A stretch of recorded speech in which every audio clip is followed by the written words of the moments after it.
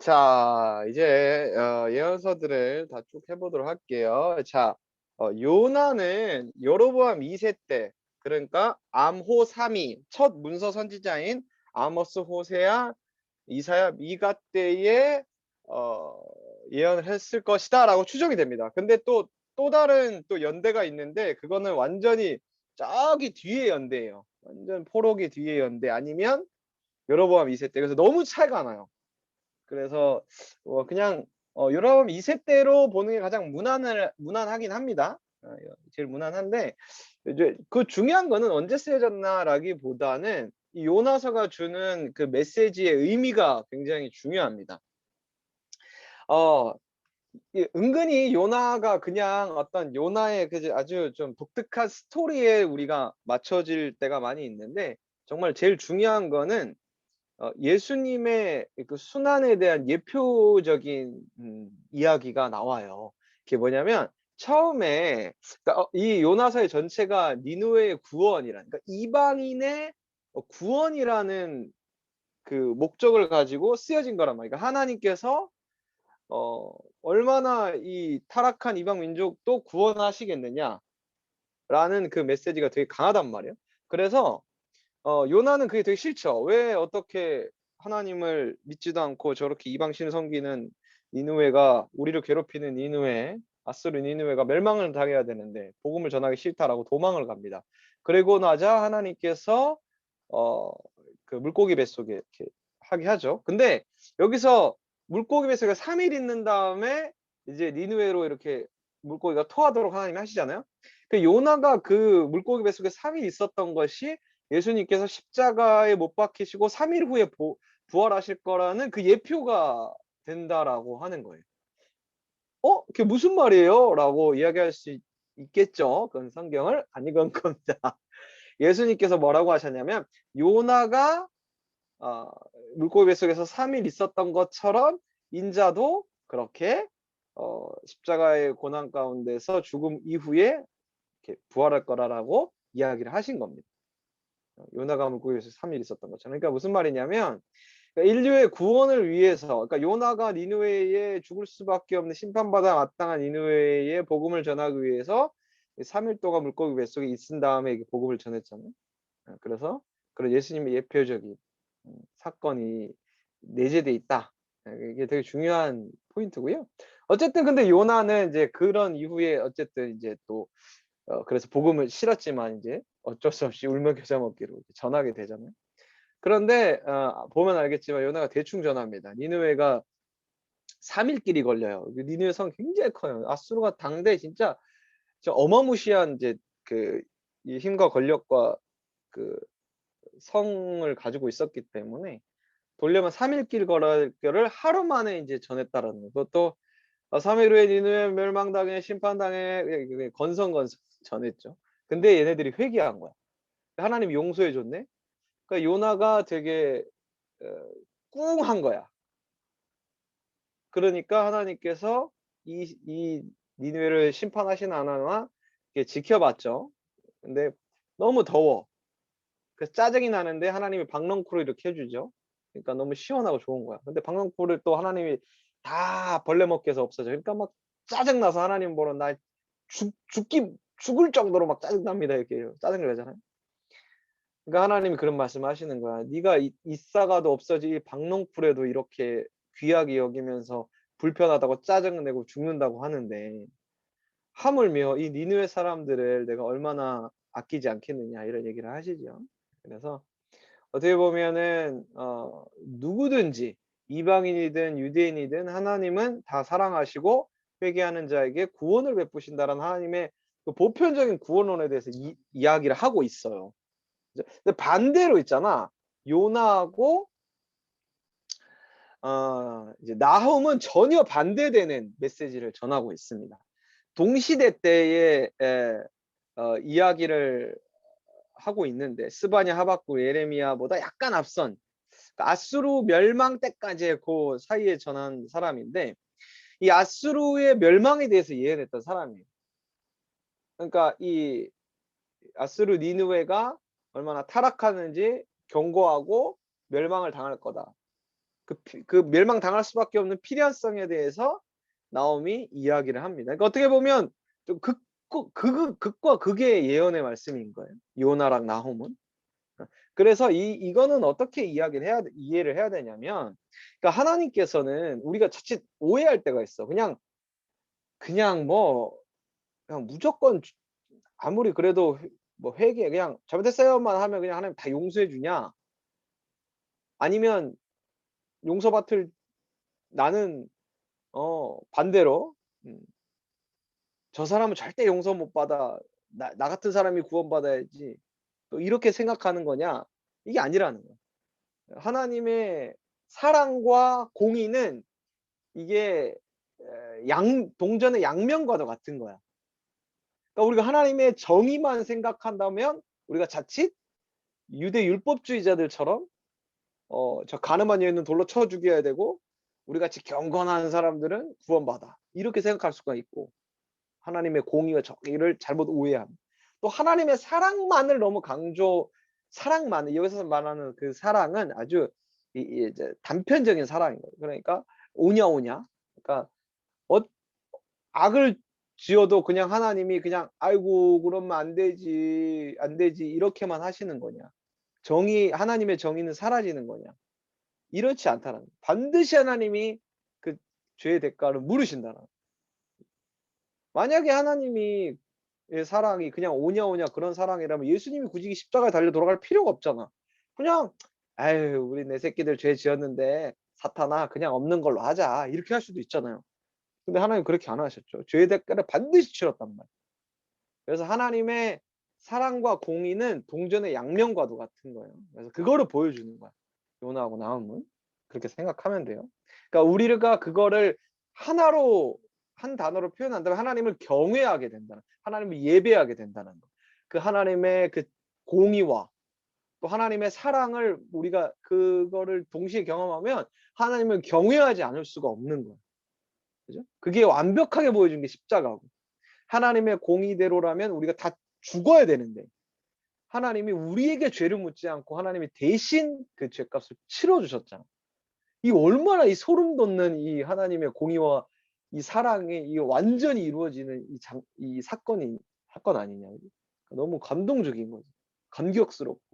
그러니까 하나님을 경외하지 않을 수가 없는 거지. 그 앞에 무릎을 꿇고 회개하고 하나님의 사랑 안에 거하지 않을 사람이 어디 있겠냐. 그래서 그거는 보여준다라는 거.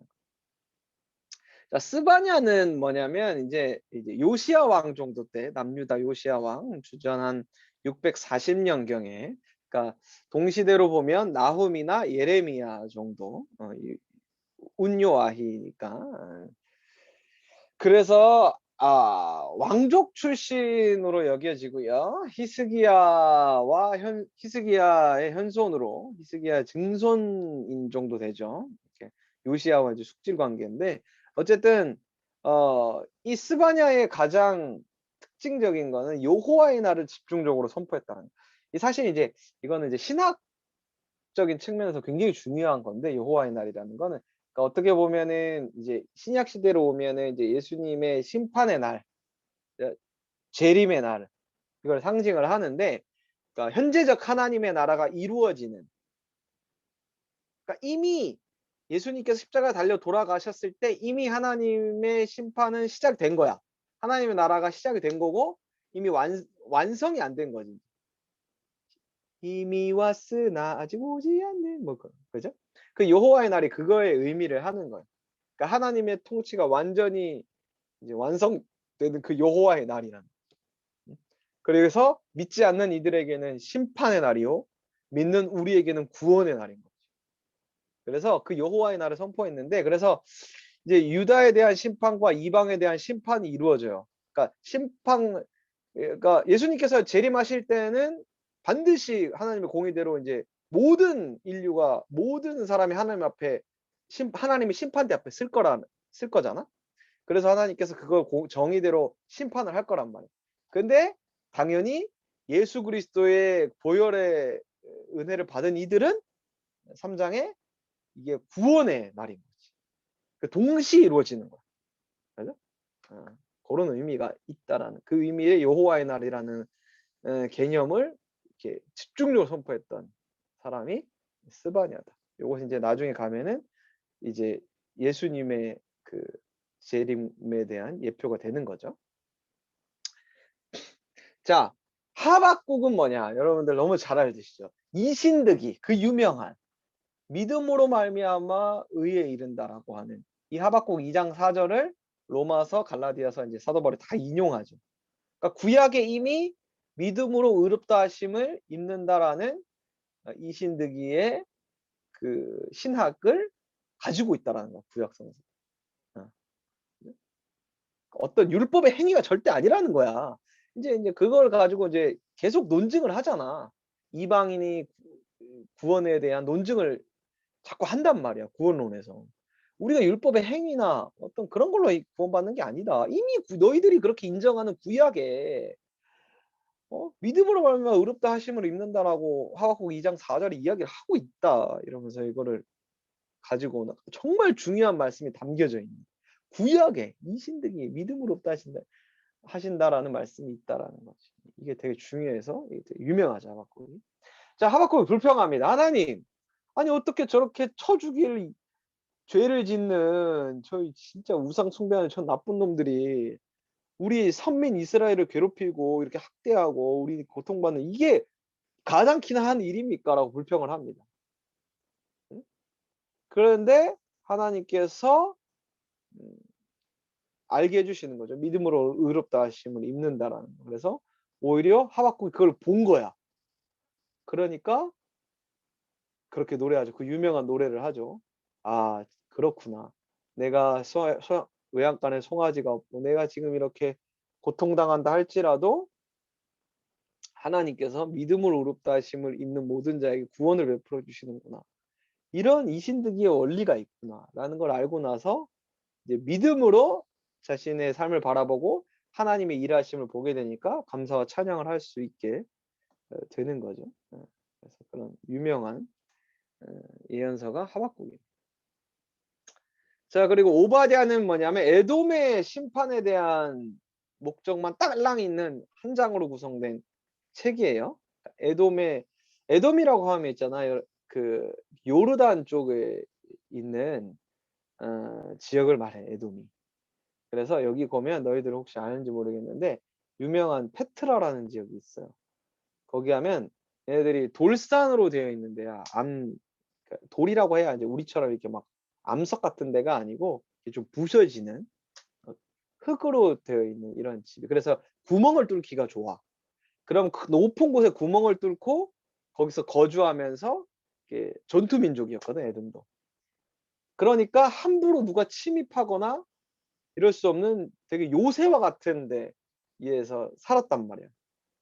그러니까 여기서도 에돔에서 오바댜에서도 그렇게 얘기하지만 이야기하고 있지만 아무도 자신을 못 건드릴 것이다라고 하는 그 에돔의 교만, 그것을 심판할 거다라고 이야기를 합니다. 그래서 보면은 우리가 제일 경계해야 될 게 사실은 뭐 성경에도 다 이야기하고 있지만 특별히 나도 그걸 되게 강조하는데 신앙생활에서 가장 중요한 덕목은 겸손이고 예수 그리스도의 겸손, 빌립보서 2장에서 얘기하는 이 마음을 품으라 곧 그리스도 예수의 마음이니 그는 근본 하나님의 본체시나 하나님과 동등함을 취할 것으로 여기지 아니하고 자기를 비워 종의 형체를 가지자 죽기까지 복종하셨다. 그 예수 그리스도의 겸손하심, 겸손. 제일 경계해야 될 거, 제일 배워야 될 건 겸손이고 제일 경계해야 될 거는 교만인 거야, 반대. 사실은 믿는 그리스도인들에게는 신앙생활을 하면서 가장 중요한 게 뭐냐라고 묻는다면 교만을 가장 경계해야 되고 겸손을 가장 중요한 덕목으로 여겨야 된다. 겸손한 사람은 절대 낙심하지도 않고 교만하지도 않고, 그죠? 하나님의 종으로서 하나님의 뭐랄까 백성으로서 자녀로서 순적하게 살아갈 수 있다라는 거죠. 그거 에돔의 교만에 대해서 특별히 예언을 했던 선지자. 자, 요엘은 제일 유명한 게 이제 성령 강림에 대해서 이야기를 한 게 제일 유명합니다. 2장 28절에서 32절. 성령이 너희에게 임하실 것이다. 라는 것이 가장 유명하게 예언되는 선지자인데, 앞서서 1장에서부터 2장 17절까지는 유다가 당한 재앙, 그러니까 하나님의 심판에 대한 경고 회개 촉구로 이야기를 해요. 그리고 다가올 여호와의 날, 그러니까 회개한 자에게 임할 축복이지. 여호와의 날은 오히려, 그죠? 여호와께서 완전히 통치를 이루시면 구원받은 이들에게는 너무나 기쁜 날이죠. 축복의 날이죠. 근데 어쨌든 그런 여호와의 날 가운데에 성령이 임하실 것이다라는 예언을 했던. 그러니까 이런 모든 순종하면 복받고 불순종하면 저주받는다라고 하는 이런 것들은 어떤 우리의 행위에 따라서 모든 것이 결정될 거라고 여겨지지만, 결국에는 그 모든 것들이 성령님께서 주장해 주시지 않으면 우리가 회개할 수도 없고 하나님 뜻대로 살아갈 수도 없다라는 불가분의 관계를 이야기를 하죠. 그래서 예수님께서도 성령님이 아니시면 아무도 회개할 자가 없다라고 이야기를 하는 거죠. 자기 의와 생각으로 회개하는 사람은 없다라는 거죠. 깨달을 수가 없다라는, 자기가 죄인입니다. 그래서 예수님께서 구원의 길을 열어 주셨지만, 예수님께서는 이제 하나님 보좌 우편으로 가시고 내가 너희들에게 정말 중요한 성령님을 보내 주시겠다. 그 성령님이 너희로 하여금 이제 믿는 그리스도인으로서 합당한 삶을 살아갈 수 있도록 끊임없이 너희들과 영원히 함께 하실 것이다라고 이야기를 하고 계신다라는 거죠. 이렇게 해서 어떻게 보면, 자, 구약이 다 끝나는데 어떻게 보면은 이 구약의 전체를 우리가 쫙 봤지만 신약의 이야기를 그대로 하고 있어, 사실. 그래서 내가 앞서 처음 할 때 얘기했잖아. 오실 메시아에 대해서 얘기한 게 구약이고 오신 메시아에 대해서 얘기한 게 신약이다. 그러니까 신약의 이야기의 흐름들이 다 구약에서 예표적으로 다 이야기를 하고 있다라는. 그죠? 다 이야기하고 있잖아. 모든 걸. 쭉 언약의 아브라함을 통하여서 우리가 죄인됨을 하나님께서 노아의 홍수와 그 바벨탑 사건들을 통하여서 우리가 죄인임을 알게 하고, 그럼 우리가 어찌 알고 하나님께서 인간에게 희망이 없으니 하나님 구원의 주체를 이루어 가셔서 아브라함을 부르시고 언약의 말씀을 주시고 믿는 모든 자에게 복을 주겠다. 그 복은 예수 그리스도입니다. 그래서 그 과정 가운데 있는 모든 하나님의 공의와 사랑을 보여주죠. 그리고 마지막에 성령님과 여호와의 날, 종말론적인 메시지까지 다 보내주신답니다. 그러니까 이미 다 구약에 신약의 이야기를 다 보여주셨어. 그리고 나서 실제로 이제 하나님이 그걸 이제 구원이 완성하시지, 신약에. 그리고 우리는 뭐냐 그러면? 우리는 뭐냐? 우리는 그 완성된 이제 하나님의 나라를 계속적으로 살아가는 거지. 그러니까 성령 시대를 살아가는 거지. 하나님, 그러니까 굳이 구별하자면 하나님께서 주체적으로 일하시는 그 구약의 시대, 그리고 예수님께서 우리에게 보시고 시대, 그리고 지금은 성령의 시대를 살아가고 있다. 이 다음은 뭐냐? 주님이 오시면 이제 완전히 하나님의 나라가 끝나는 그런 시대를 우리가 살아가고 있다라고 이제 이해를 하시면 됩니다. 그래서 이 모든 흐름들은 하나님께서 앞으로의 세대들에게 이미 주고자 하시는 메시지가 다 내포되어져 있다. 신구약에 이미. 그러니까 이건 계속적으로 역사는 이제 이런 하나님의 구원의 흐름들은 계속적으로 반복되어져 갈 거라는 거지. 그러니까 우리가 하나님의 말씀을 마음에 새기고 잘하면 그 시편 119편의 말씀처럼 우리의 발에 등불이 된다라는 거지. 아, 우리가 어떻게 살아야 되는구나를 하나님의 뜻을 알고 어떻게 살아야 되는지 이미 다 보여주셨다는 거예요. 그래서 말씀을 읽어야 된다는 거예요. 말씀을 읽지 않고 신앙생활 한다는 거는 눈을 감고 밥을 신앙생활 하겠다는 거랑 똑같아요. 어떻게 살아? 눈 감고. 그런 거랑 똑같습니다.